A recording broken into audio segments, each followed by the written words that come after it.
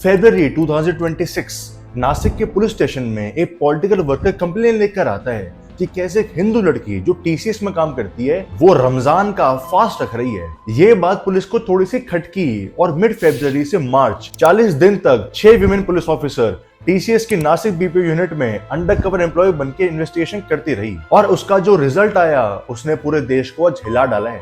India की biggest software company Tata consultancy services की BPO unit में रिलीजियस कन्वर्जन, ग्रूमिंग और सेक्सुअल असॉल्ट के मल्टीपल केसेस आए हैं। 23 मार्च से लेकर अप्रैल के पहले हफ्ते तक नासिक पुलिस के पास 9 बैक टू बैक एफआईआर आई हैं, जिसमें से 8 विमेन एम्प्लॉयज ने करी हैं और 1 मेल एम्प्लॉय ने। और ये कन्वर्जन 2022 से 2026 5 साल से चलता आ रहा है। 2023 में जब केरला स्टोरी मूवी आई थी तो सबने कहा था कि प्रोपेगेंडा है, ऐसा थोड़ी होता है, लेकिन at the same time Nashik के टीसीएस फर्म में सेम स्टोरी खुलेआम चल रही थी और आज भी इस केस को लेकर आधे से ज्यादा लोग चुप बैठे हैं। लेकिन हम चुप नहीं रहेंगे, इस केस को आओ डिटेल में समझाता हूँ। लड़के ही नहीं, मुस्लिम्स में अगर आपकी कोई फ्रेंड भी मुस्लिम है प्लीज उससे दूर रहिए। लड़कों से ज्यादा जिहाद लड़कियां कर रही हैं।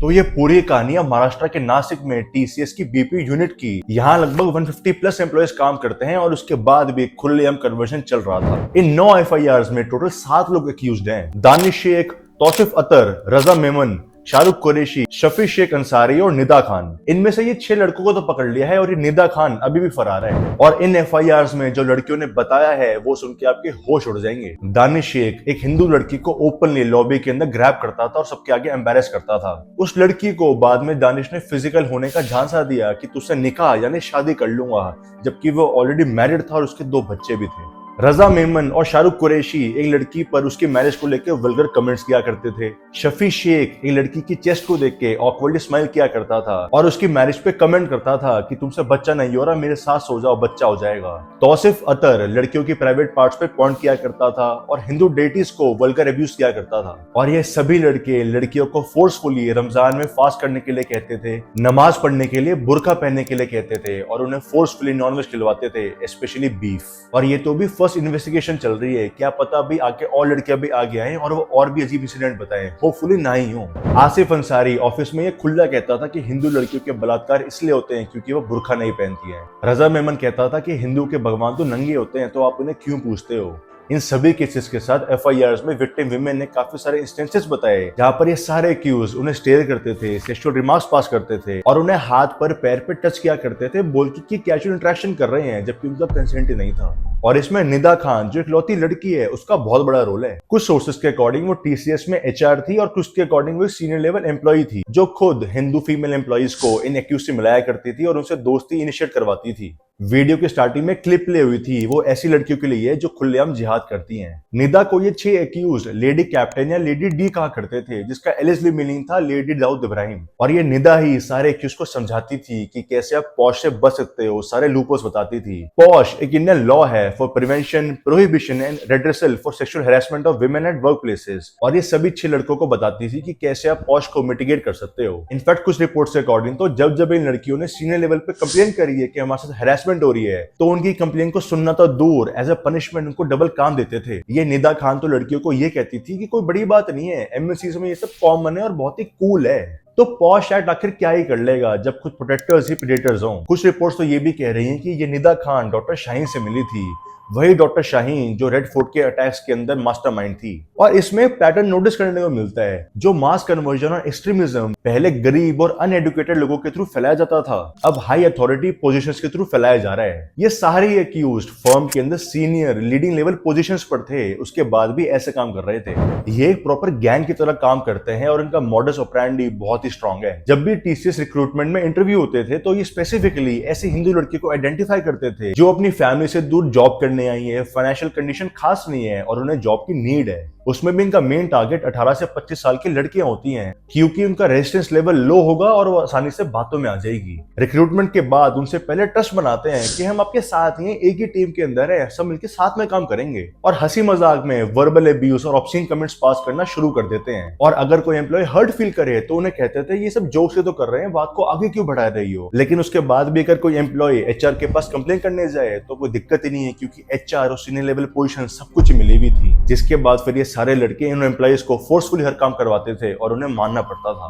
पुलिस को एक व्हाट्सएप ग्रुप भी मिला जिसमें हिंदू लड़कियों को ट्रैक किया करते थे। ये प्रॉपर रैकेट था। उन्हें फिर नमाज प्रैक्टिस करवाना, बुरखा पहनना, नॉनवेज खिलवाना, स्पेशली बीफ, ये सारे काम करवाते थे ताकि वो धीरे धीरे इस्लाम में कन्वर्ट हो जाए। जो भी मैंने ऊपर मेंशन किया था दानिश शेख के बारे में, जो लड़की को लॉबी में ग्रैब किया करता था, उसके 2 बच्चे भी थे और मैरिड भी था, उसके तो बड़ी पुरानी बैक स्टोरी है। टोटल 9 FIRs हुई थी, जिसमें से पहली FIR 23 मार्च को हुई थी, जिसमें फीमेल विक्टिम ने दानिश के बारे में सारी करतूतें बताई हैं। विक्टिम ने बताया कि दानिश उसका पहले से ही दोस्त था और 2022 में उसने नासिक के देव वाली कैंप में उसे बुलाया था, जहां पर दानिश ने बोला कि वो उसकी जॉब TCS में लगवा देगा और वो खुद TCS में काम कर रहा है। यहाँ पे उसने लड़की के साथ फिजिकल रिलेशन बनाने की भी ट्राई करी और उसे फोर्सफुली किस भी किया। जब उसने मना किया तो दानिश ने उसे झांसा भी दिया कि उससे निकाह यानी शादी कर लेगा। इसके बाद लड़की की BCA की डिग्री कंप्लीट हो गई और 2023 में उसने इंटरव्यू के बाद TCS को ज्वाइन कर लिया, जिसके बाद उसकी और दानिश की बातचीत भी बढ़ने लग गई। काम करते करते दानिश ने लड़की को तौसिफ से मिलाया और यहाँ से मामला खराब होता गया। उन दोनों ने मिलके उसे हिंदू और मुस्लिम गॉड्स के बीच के डिफरेंसेस को बताना शुरू कर दिया कि कैसे अल्लाह ही सब कुछ है और हिंदू गॉड सब खराब हैं। ये कहते थे कि लॉर्ड कृष्णा तो विमेनाइजर है और शिव जी तो मेल सेक्स ऑर्गन को रिप्रेजेंट करते हैं, तुम इनकी पूजा कैसे करते हो। इवन ये भी कहा जाता है कि तौसिफ एक बार TCS में काम करते हुए मेक्का की ट्रिप पे गया था और उसके बाद और भी ज्यादा एक्सट्रीम हो गया। उसके बाद दानिश ने लड़की के साथ होटल के अंदर फिजिकल रिलेशंस बनाए और जब ये बात तौसिफ को पता चली तो उसने बोला कि मेरे साथ भी फिजिकल रिलेशंस बनाओ, वरना तुम्हारे घर पे इस रिश्ते के बारे में बता दूंगा। लड़की ऑलरेडी बहुत ट्रॉमेटाइज्ड हो गई थी। जिस बीच एक दिन फरवरी में महरीन नाम की लड़की का उसके पास कॉल आता है और वो बताती है कि कैसे दानिश उसके साथ मैरिड है और उसके 2 बच्चे भी हैं। जब लड़की ने दानिश को कॉन्फ्रंट किया तो वो कहता है कि मेरा तुझसे शादी करने का कभी प्लान ही नहीं था। इस लेवल के पढ़े लिखे दरिंदे ही हैं। ये इंडिया की बिगेस्ट सॉफ्टवेयर कंपनी है जहाँ पे ये सब हो रहा है। इनफैक्ट कॉर्पोरेट में तो ये बात कही जाती है कि TCR की HR पॉलिसी बहुत स्ट्रांग है, वो सबको साथ लेके चलते हैं और उसके बाद ये हाल हो रखे हैं। और ये काम ऐसा नहीं है कि इन 7 लोगों की अंतरात्मा में कुछ आया था तो ये कन्वर्जन कर रहे हैं। ये कन्वर्जन और grooming rackets proper systematically funding के थ्रू रन होते हैं और ये कोई पहला केस नहीं है जब कॉर्पोरेट में ये सब चीजें हो रही हैं। Infosys, take Mahindra, TVS, L&T, बड़ी से बड़ी और छोटी से छोटी कंपनी, हर जगह से बातें आ रही हैं। हिंदू फेस्टिवल्स पे तो छुट्टियां मिलेंगी नहीं और मुस्लिम्स को हर छोटे से बड़े त्योहार सब पे छुट्टियां मिलती हैं। एक यूजर कहता है कि हमें संडे को भी लीव नहीं मिलती है और इन्हें फ्राइडे को भी 4 घंटे का ऑफ मिल जाता है। अभी TCS का एक हॉलिडे चार्ट वायरल हो रहा था जिसमें आप खुद देख सकते हो कि हिंदू फेस्टिवल्स पर कोई छुट्टी नहीं है और लोग कह रहे हैं या तो ये पाकिस्तान में ऑपरेट कर रहे हैं या TCS का नाम बदल के टाटा कन्वर्जन सर्विसेज रख देना चाहिए। और इससे पहले भी TCS की चेन्नई ब्रांच में कन्वर्जन का केस आया हुआ है जहां 2016 में एक बंदा कन्वर्ट हो चुका है जो पहले दिवाकर था पर अब उसका नाम मोहम्मद दिवाकर तबरेज बन चुका है। एट द सेम टाइम ये कि उसका अंकल कह रहा है कि ऐसा कुछ भी नहीं है, ये बजरंग दल की चाल है। बजरंग दल वाले आए, फिर वो सब पूरी पिक्चर बनी, फिर पुलिस स्टेशन से तो इन्वेस्टिगेशन में एक को छोड़ दिया गया। इन 9 FIRs में से एक FIR मेल वर्कर ने भी करी थी जिसमें उसने बताया कि तौसिफ और दानिश मेल और फीमेल वर्कर दोनों से बदतमीजी किया करते थे। 2023 में जब रमादान था तो उसे फोर्सफुली अपने घर ले गए, उसे अपनी टोपी पहनवाई, उसे प्रे करवाई और उसकी फोटो ग्रुप में शेयर कर दी। ऑफिस में उससे कलमा पढ़वाते थे और इवन दो उन्हें पता था कि वो वेजिटेरियन है उसके बाद भी उसे नॉनवेज खिलाया।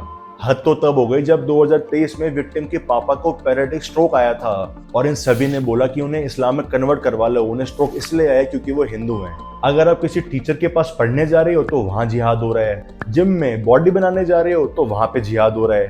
खुद अजमेर दरगाह की मेन फैमिली के लोग स्कूल और कॉलेज के बच्चों की वीडियोस बना के उन्हें ब्लैकमेल करते थे। और अभी 2 दिन पहले ही एक और हॉरिफिक केस आगे आया है जहां अयान अहमद और तनवीर अहमद ने 180+ हिंदू गर्ल्स जो माइनर और कॉलेज गोइंग गर्ल्स थी उन्हें लव जिहाद में फंसाया और 350+ फोटोज और वीडियोस रिकॉर्ड करी, जिसके बाद उन्हें ब्लैकमेल किया, उनसे पैसे लिए और उनका कन्वर्जन भी करवाया। पुलिस के मुताबिक कम से कम 180 नाबालिग लड़कियां इस जाल में फंसी और इस 19 वर्षीय के फोन में उनके 350 से अधिक आपत्तिजनक वीडियो मिले। और इसमें सबसे सैड बात है कि हम हिंदू खुद ही पीछे रह गए हैं। जब बॉलीवुड में उसके लिए कोई मूवीज बनती हैं तो सब कह देते हैं कि प्रोपेगेंडा है, ऐसा थोड़ी होता है। Just don't like Kashmir Files. I think it was such a propaganda movie. I'm going to get cancelled for it, but it was opinions are opinions, man. There's no nothing. such a crap movie. We are liberal Hindus, कोई भी news agency या creator इस बारे में बात ही नहीं करता। और दूसरी तरफ जब रिलीजन फंडेड मूवीज आती हैं जहाँ पे हिंदू गॉड्स को ओपनली मॉक कर रहे होते हैं तब कोई कुछ नहीं कहता। APJ अब्दुल कलाम ने एक बार कहा था कि religion is a very private affair and that is very true.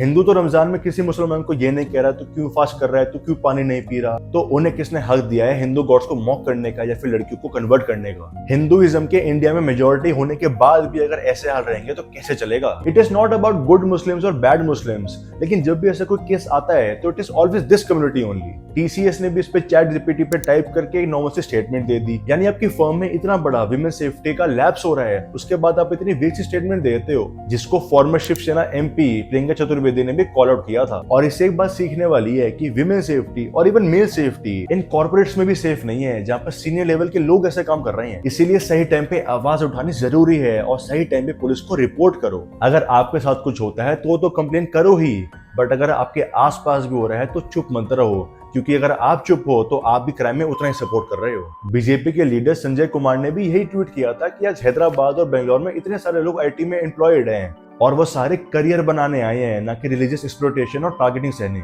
अभी ये केस नासिक के पास पुणे से ही आया, जहाँ पे जावेद शेर नाम के लड़के ने एक हिंदू स्कूल गर्ल को 4 साल तक कैप्टिव रखा, उसे सिगरेट से जलाया, उसे बीफ खिलाया और उसे बुरखा भी पहनाया 4 साल तक। अब मैं इस पे कोई एंटी रिलीजियस रिमार्क तो नहीं करूंगा, but it is utmost important कि आप अपनी सराउंडिंग्स के लिए अवेयर हो एंड बी सेफ।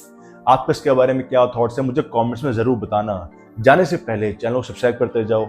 मैं और मेरी टीम आपके लिए हर हफ्ते ऐसे इन्फॉर्मेटिव वीडियोस लेकर आते हैं, तो subscribe to the channel and hit the bell button. मिलता हूँ नेक्स्ट वीडियो में।